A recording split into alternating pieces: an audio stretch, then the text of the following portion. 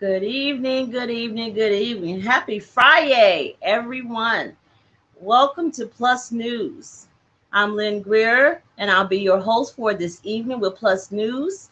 I'm here every other Friday at 8 p.m. with my beautiful, intelligent co-host, Jay Renee. Tonight, I'll be bringing the news to you. I wanted to let you know a little bit about Plus News. The newscast purpose is to enlighten, to share information, do the work regarding human rights, giving full attention to those that are not served and those that are underserved. We want to connect with all of you all. We want to collaborate with activism efforts. We want to laugh with you. We want to sympathize with you. We at Plus News want to reach you. Um, Anytime you want to reach out to us on the National Plus Coalition page. And if you have any information you would like to make known, you want to shed a light on any information, you want to share an event, whatever, please send us a message to Plusproductions at nationalpluscoalition.com. There will be times when we even want to cry with you. We're hoping a time will come when we'll have more laughter than tears. Progressively and eventually we'll get there.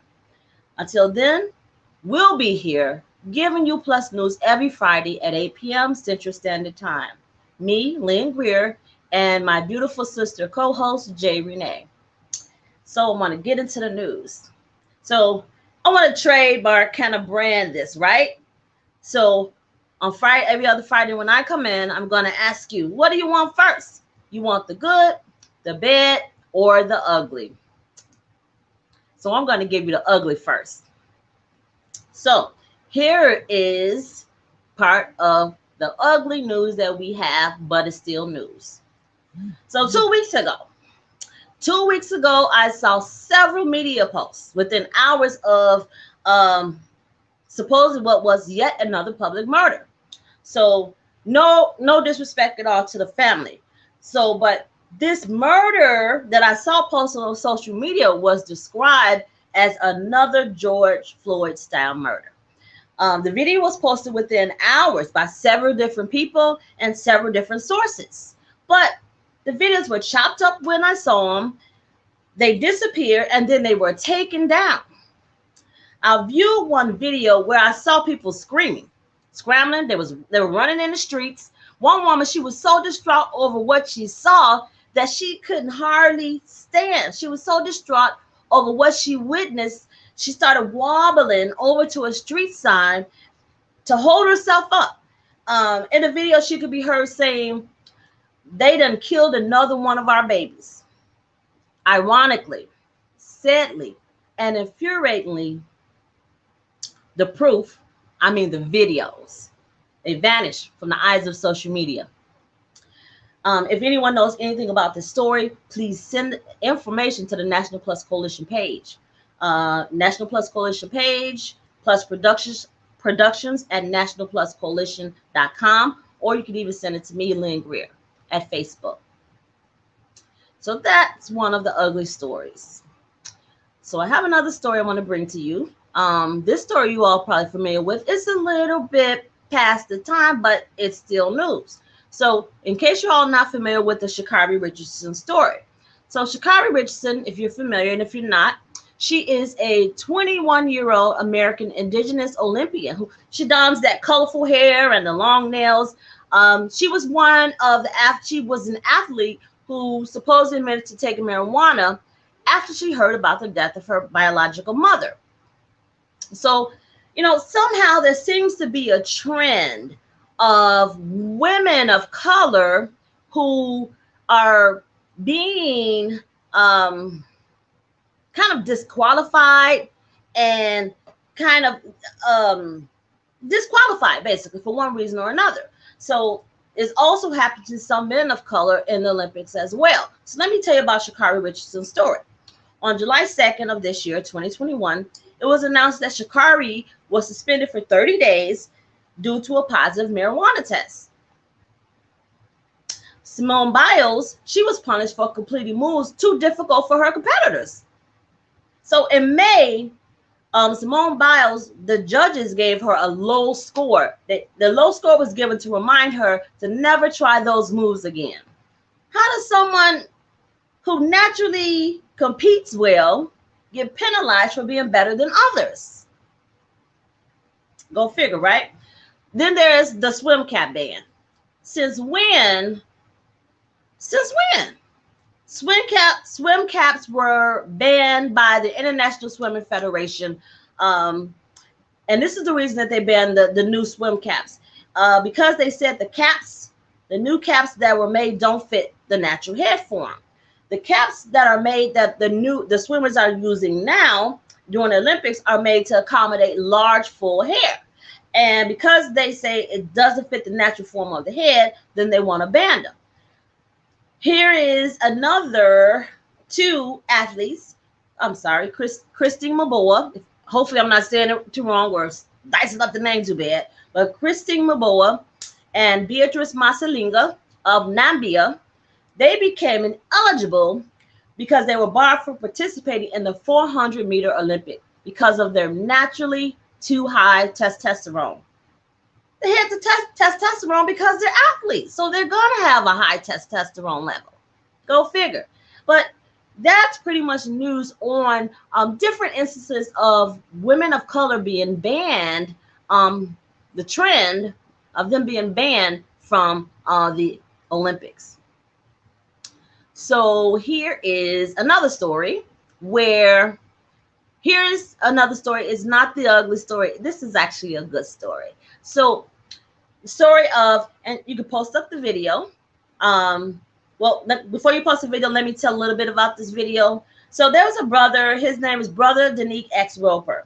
He posted a video a few days ago.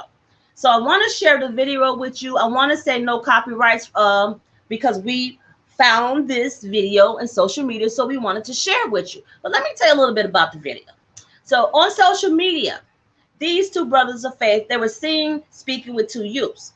They were sharing a positive message, and the positive message and the imagery we could all learn from. The message that came with the video read, we all need to start paying attention to our young brothers and sisters and stop walking past them. And this is true. We really do. Also, it's our responsibility as one village to raise our own young people. So getting back to the video. So on the video, one of the brothers can be heard saying, we need to create jobs for ourselves. When we know who we are and we know our power, we are more stronger together than being under different flags. So check out the video. Post the video. That's what we need first and foremost, because we'll create jobs for ourselves. That's right. When we know who we are and we know our power. And we know that I'm born with my own brother, my own flesh and blood, because he rock a different flag or he represent a different set. You get what I'm saying? We have war, and it's an endless war. But when we understand that we more powerful together, and if we stand together, build together, I heard the brother mention, there's this basketball. It would be good to have a basketball tournament out there. We could be the change. Everything that you're looking for, you can do it because it's in you. That's right. Because you don't know what God wants. Once you start to go on that path, you feel we need tournaments, you feel we need recreation, you feel we need something, you can bring it about. You bring it about because you know it's going to ultimately help the community itself. See, the change that we need is in us. It's within us. It's within you. I love that message. That was a wonderful message. We all need to take on that message and start utilizing it in our lives. Because, you know, in life, we get busy. We get busy in every day. We get busy trying to provide for our children and our young people. And so we forget that sometimes, you know, we should sit down and just have a conversation. Because at the end of a day, most of the time during the week or work days, we are so tired. We just want to go to sleep, get up and start all over again. But our young people are our future. And if we don't invest into them, we won't have a future. So here's the message and the moral of the story. Something I learned from this. We need to talk to our young brothers and sisters. We need to stop walking past them. They are our responsibility. They are so intelligent and there's so much inside of them. Most of the time we don't see it because it's hidden. Why do they act the way they do? And some of us look at the way they act and we don't try to understand why. Think about how the world is right now. They act a certain way because they feel like they have to act a certain way to survive. We outside, we save lives. And so one of the messages that came out of the message on social media is that this is Black excellence, Black perfection, and pay attention and do better. We could all stand and do better. Thank you for sharing that video. So here is some more news for you. This is still the good. So I saw a post and I saw an event share. So this event was, and it is coming up August 21st, 2021. There's an event that's happening. It's called the National Shut 'em Down Demonstration. So this demonstration is posted everywhere, all around the world. So this event was initiated in Georgia at the Georgia State Prison. The purpose of the demonstration, it was advocating for abolition of incarceration. So August 21st, 2021, the name of the event is titled National Shut 'em Down Demonstration.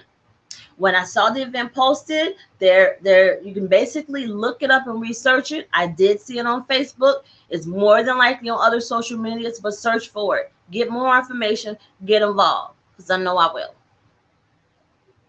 Speaking of abolition of incarceration, there's an amendment that's out. This amendment is called the Abolition Amendment. So telling you a little bit about this amendment. So this amendment was intentionally proposed to end a constitutional loophole which allows forced labor in prisons. So there was a senator from Oregon. His name is Jeff Merkley. And then Georgia Congresswoman Nikema Williams. Both of them reintroduced this amendment. So it's called the Abolition Amendment. So telling you about a little bit about this amendment. This amendment, what it does is it modifies and it amends the 13th Amendment. If you are familiar with the 13th Amendment, it bans slavery and involuntary servitude. So make sure that you all look up the 13th Amendment, because there were like movies associated to the 13th Amendment. And it's good for you to know the 13th Amendment because it has a lot to do with what's going on today in the Constitution, by the way. And it has a lot to do with understanding why certain groups of people get treated indifferently. It really does. So really, really research that. But getting back to the news here about the amendment. So again, this amendment modifies and amends the 13th Amendment. It bans slavery and involuntary servitude. The exception is that it says that there can be servitude, involuntary servitude, except as a punishment for crime. So what that basically meant is if you're accused of a crime and you become in prison, incarcerated, then you are forced into slavery. By the way, when slavery was abolished, I don't want to say abolished, but when they supposedly ended slavery, there were groups of people who weren't aware that slavery had ended. But what happened was when it ended, a lot of people, certain classes of people started getting more accused of crimes and became incarcerated. So this is where this amendment had picked up. So instead of being a slave, they became accused of crimes. Some may actually committed the crime, but the majority of them became incarcerated and imprisoned to be forced into labor. So the loophole of this amendment, or the clause of this amendment, is that the 13th Amendment allowed the use of forced prison labor. The effort was reintroduced to eliminate the loophole. So keep your eyes open and keep your head clear and follow the progression of this amendment. Again, it's called the Abolition Amendment, and it involves the 13th Amendment in the Constitution. Jeff Merkley, who is an Oregon senator, and Congress member Nikema Williams out of Georgia. Follow them. We need to keep up with this, because even though it happens in Georgia, and sometimes the southern states do a little bit differently with their justice system. Go figure. This is going to affect everyone. So keep up with it. Keep your head clear. Follow it. And if there comes a time when you can participate in signing their petitions, getting involved in it, we need to do that. Because whereas your loved one may not be incarcerated today, who knows? You know, with the way things are going with the justice system, which, you know, we all know, won't even get into that discussion. We all need to stay mindful, stay informed, and stay on top of everything. We change the rules and we have the power. So I want to keep going to some more news. And so let's see. Another part of the news I want to talk about is just share some information. So I'm a big person of quotes. And one of the quotes that I find quite familiar with is a quote from Fannie Lou Hamer. So the quote from Fannie Lou Hamer, we ain't free unless we all free. So that quote from Fannie Lou Hamer means a lot, because what it means is that whereas, again, one person may be free today, or someone you love may be free today, because there's so many injustices in the world and so many things happen because the justice system is imbalanced and unequal, if it affects your family member, it economically, financially, it breaks down the family system. So it has a lot of differences and things that affect families when someone becomes incarcerated. It's not just about a person being incarcerated. It affects everyone. So we all need to stay on top of that and be mindful.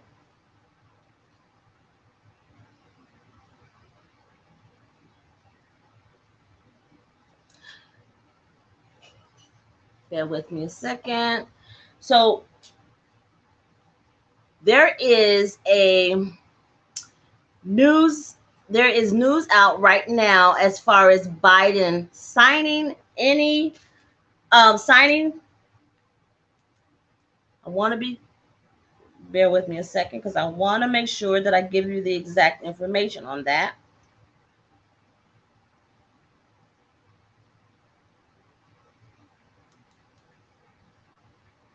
And I do apologize, because my computer just went out, but it's okay. It's okay.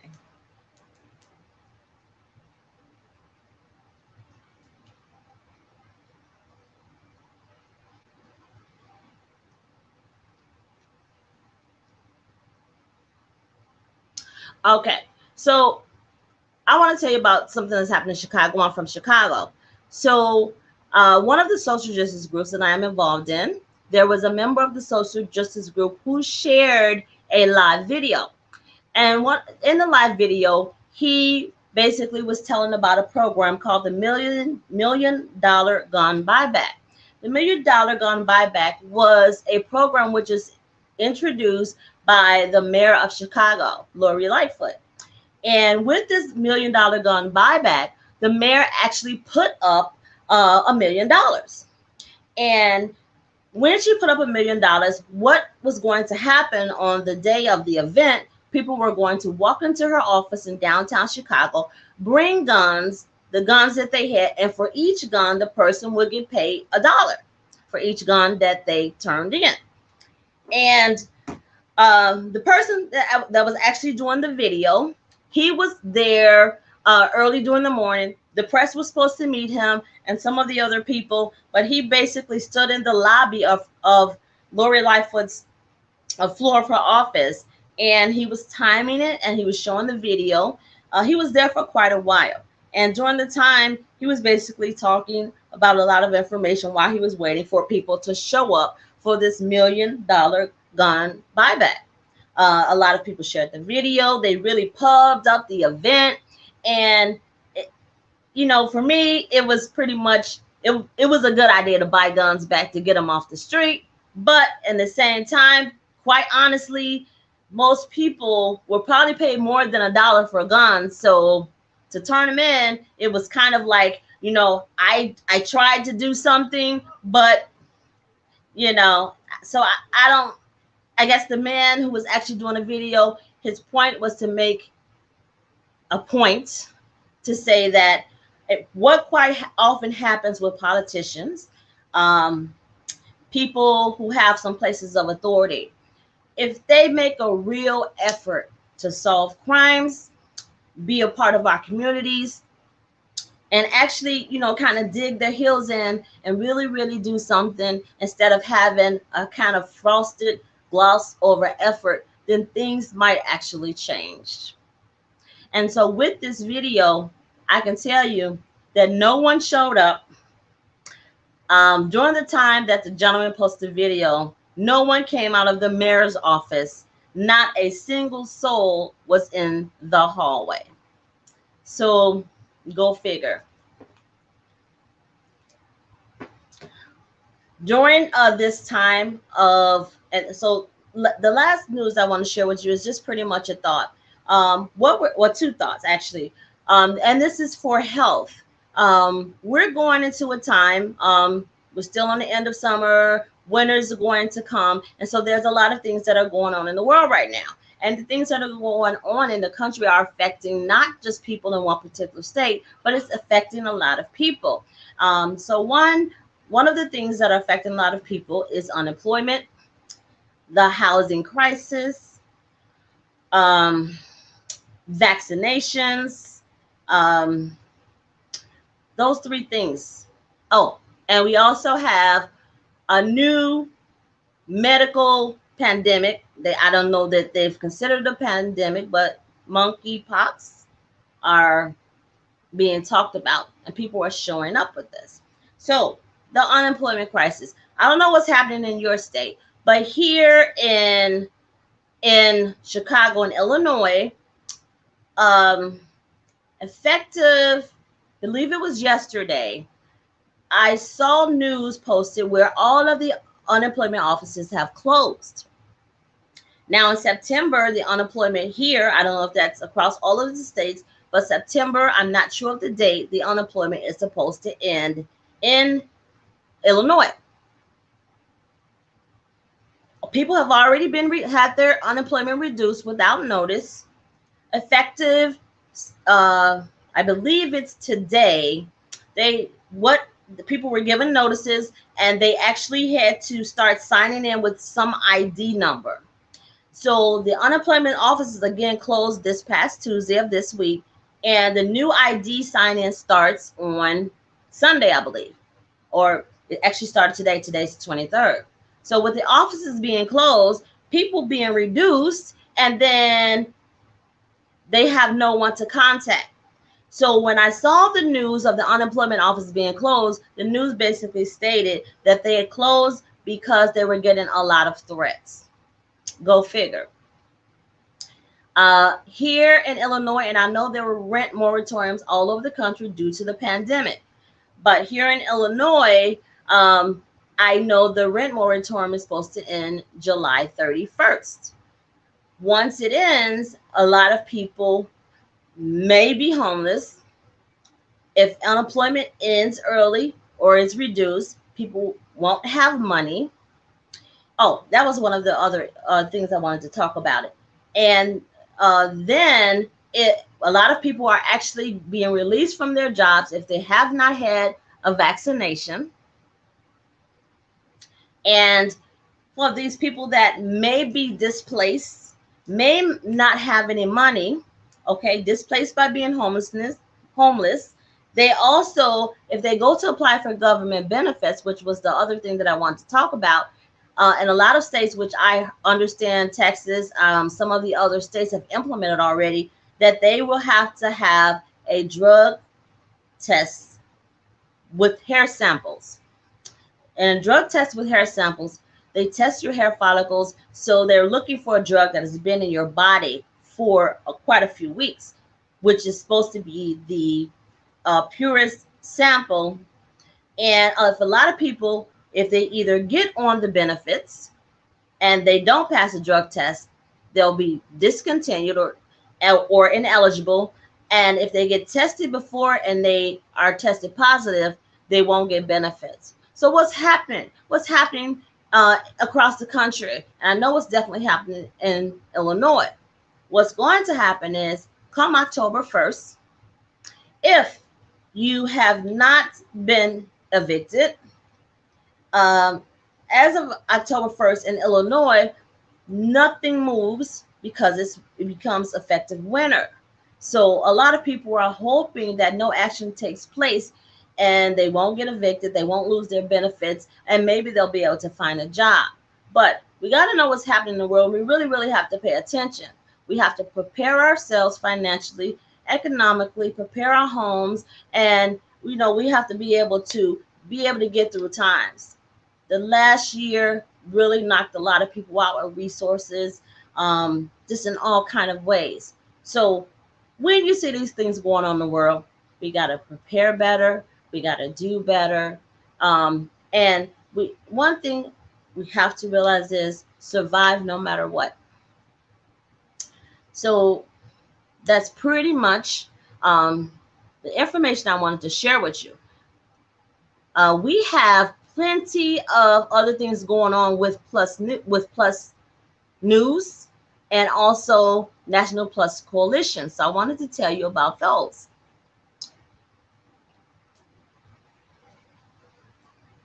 So every Friday night at 8 p.m., myself and my co-hosts will be here bringing you the news, Plus News.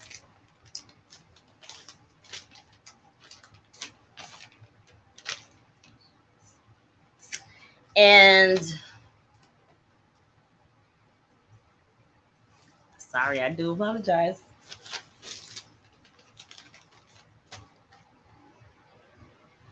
Every Friday at 8 p.m. we have Plus News at 8 p.m. Central Standard Time. They have the low on Mondays. There's also, and you all might have to remind me of those times. I do apologize because my computer went out and I don't have all of those times down. But then there is the low on Wednesdays, Straight Out of Parchment show, and there's 2 other shows. So you all could come in anytime and remind me. But at any rate, I'll have that information for you the next time we come on the show. But you can always find the shows on the National Plus Coalition organization. That's the name of the organization, National Plus Coalition page. If you have any information you'd like to send to the organization, you can always reach the organization. The organization's information is Plusproductions at thenationalpluscoalition.com. Again, the page is National Plus Coalition page. And if you can't reach them, you can always reach me, and I can always forward that information to bring on for the news. And I'm Lynn Greer at Facebook.com, here every other Friday. When I'm not here, my co-host, Jay Renee, she'll be here bringing you the news as well. We want to hear your stories. We want to share your life with you. Please share with us, because we're definitely going to share with you. Thank you all for tuning in, and we'll see you next Friday.